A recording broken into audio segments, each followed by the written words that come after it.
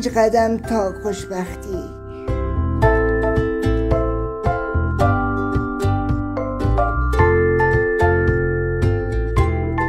قلبت را معلول از مهربانی کن، ذهنت را از نگرانی ها رها کن.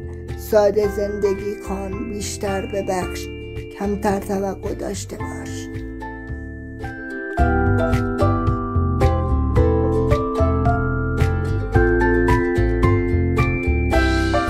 میتوان ساده زندگی کرد، ساده زیست، از شادی های لذت برد. فقط کافی است باور داشته باشی لذت شادی در داشتن چیزهای بزرگ نیست.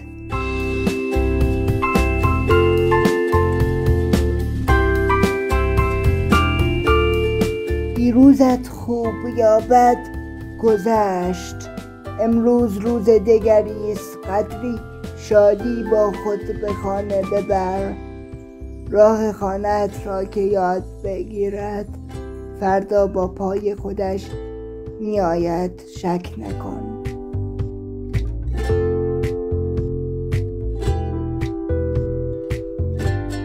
از چیزهایی که داری خوشحال باش و